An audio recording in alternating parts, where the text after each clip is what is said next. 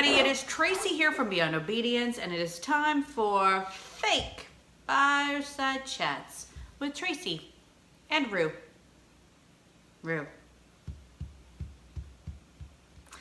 This week on Fake Fireside Chats, we are talking about part 3 of our talk on recall. Great question brought to us by Colleen and her dog Brody, where she had the unfortunate occurrence of having seen her neighbor's dog get hit by a car on her road. And it got her thinking about recall. So we've been diving into that subject for the past 3 weeks. Week 1, we talked about the obedience of recall, right? Making sure that your dog understands the concept of recall, and how we as humans sometimes drop the ball on making sure that our dogs fully understand this concept by allowing them to generalize the concept in different areas, as well as working in high distracted areas. We talked about perhaps going to a recall clinic with a trainer, helping you get a good handle on how to handle distractions and recall with your dog. Then last week we talked about the beyond obedience answer to recall. The fact that you need to be somebody worth coming back to. And how do you do that? With your leadership score points, making sure that you are calm, consistent, and under control no matter how chaotic the environment is around you. And this week, we have added a new section called the Slap You in the Face Reality Check of Recall. So this week, we're going to be talking about the reality of it. The reality of it is this, my friends. They're dogs. Plain and simple, they're dogs. They're gonna make mistakes. They're going to leave. They are going to chase after things. They are going to blow off your commands. That is a thing, okay? You can't escape it. No matter how much you've practiced, no matter how much your leadership points are, no matter how awesome you are as a leader, there may come a time where your dog is going to ignore you, okay? So what does that mean for you? Well, first and foremost, I'm gonna talk quickly about tools, okay? Because I can honestly say that I think the closest that you can get to 100% recall rate is with the tool, the e-collar, okay? Now the e-collar itself is clouded in controversy, and it really shouldn't be, because this tool allows people that want to give their dogs off-leash freedom that ability to do so, with also having a sense of security that if something goes wrong, after they've done all the other stuff, they've done the obedience, they've done the leadership, if that fails them, that they have this great tool as a backup to help them ensure their dog's safety. And why is that villainized the way that it is? I don't know, okay? It is an electronic collar that gives you and your dog a half a mile leash. Some of the collars are a mile long, but I will say this, if your dog is a mile away from you, it's too far. Like, it's too far. No one ever uses them to that extent except for maybe hunters, okay?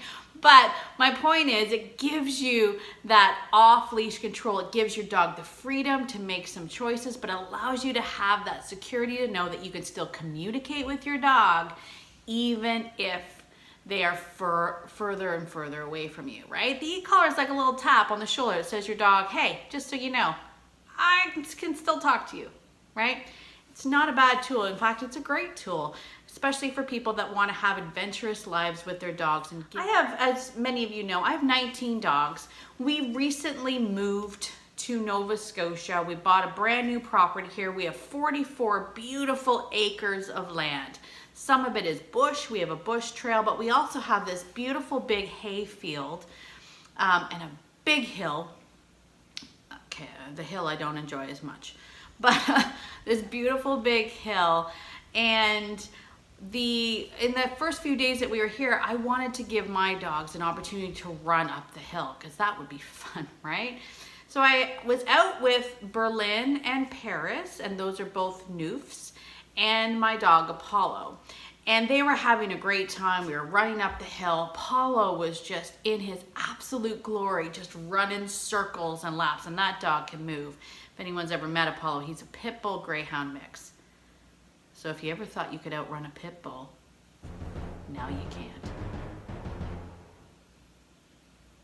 Anyway, so we were running, like they were running around, everything was great. We got up to the top of the hill and I noticed Apollo's body stop and kind of stiffen. And I look over into the distance and when you know it, there's a bunch of deer there. And my first thought was, uh-oh. Now, I calmly said to him, I was like, Apollo, no, right? And his body actually started to shake. It actually started to vibrate a little bit. And I was like, no. And I was trying to get his attention very, very calmly. And he turned and he looked back at me. And I swear, it was like almost apologetic. He was like, can't do it. I can't do it, lady. I'm so sorry. I gotta go, right? And he took off and he went up over the hill. Now, lo and behold, I thought there was just a couple of deer in there, like on the field, but as he ran through the grass, deer just started popping up everywhere. Like there was like 15 deer there and they all started scattering and Apollo was just like running around, just like in his absolute glory, to be honest with you. And I, of course, like a maniac human that I am, was like yelling his name and telling him no and trying to get him to come back. And I finally stopped myself and I thought, wish he had his e-collar on. I wish he had his e-collar on. So here's the thing about Apollo. Apollo has been trained on an e-collar. Back when I lived in Ontario, I completely e-collar trained him. However, because of the circumstances of where I lived, I didn't really require it, right? We didn't need a lot of the e-collar stuff, mostly because a lot of his exercise and his fulfillment was being done by our daycare, right? Dogs were coming, he was playing with other dogs, so he had that, and I didn't really require the e-collar because we were in a fenced-in yard. But now I had to find it. I had to find the box that I had packed all the e-collars in, and I had to find it. And I did that. I brought him out. We re-established our connection with the e-collar. I found his working level again. We worked on that, and then I took him back out again. Now, admittedly, the second time I took him out, there wasn't any deer, but still, I had the e-collar just in case. Now, here's my point that I want to make about this story. If you recall, at the beginning of the story, I did say that there were two other dogs there. There were two Newfs with me as well, Berlin and Paris. And they never left me. They didn't care about the deer. They were still happy as pigs in poop just following me up the hill. Now, they started following me when I was trying to chase Apollo. But even when Apollo left and chased the deer, they didn't chase the deer. They didn't care, right? So my point is this. I get a little bit angry when I see people that are so opposed to using different tools and e-collars, and they'll say things like, I've trained so many dogs and I've done this and I've never had to use an e-collar. Well, good for you. I mean, that probably means you had a dog that didn't require it, but it doesn't mean that others won't need to use it. In that particular moment, with that particular distraction, my Newfs could care less about deer running in the field. But for Apollo, he couldn't handle it. Genetically, he could not handle it. He is a high prey-driven dog, and he just couldn't handle it. He heard the command, and he couldn't do it. And I knew that. I knew that about him. And the e-collar would have just given me that opportunity to be able to get him tapped back down into where I could get him to listen to me. Okay? So just because your dogs in the past have never needed a tool like that does not mean that others don't need it. And why would we want to say to others that their dogs shouldn't have freedoms because they have genetic desires to chase things? That makes no sense to me. So every dog is different and every tool is different. Now, one more sidebar comment on the reality of recall, and I'm going to put this out there as something for you to ponder. A few years ago, I saw a video of a gentleman that was walking a pack of German Shepherds, I think it was, through a town. And when he was walking through the town, not a town, I should say it was a city, cars flying by, tons of people, and he had 8 German Shepherds, and they were all walking with him as a pack as he navigated through the city, and they were all off leash. Now, of course, there were lots of different comments on that video, as there always will be. Some of them were saying things like life goals and wow, these are really well-trained dogs. Other people, of course, criticized him. But I would like to point out that if you are in a situation like this gentleman where you're walking in town, I don't really see the point of having your dogs off leash, even if they could be. Because what's the point of that? If you expect them to walk right beside you anyway in a heel, why would you not just put a leash on them, right? And I say this because a lot of times there are people out there that are having their dogs off leash, not for the dog, but for their own ego, okay? So I want you to ask yourself that every time you unhook the leash and you want to allow your dog to run, ask yourself, am I doing this for myself or the dog, right? Is this for feeding my own ego so that I can show the world how great of a trainer I am, or is this actually for the dog?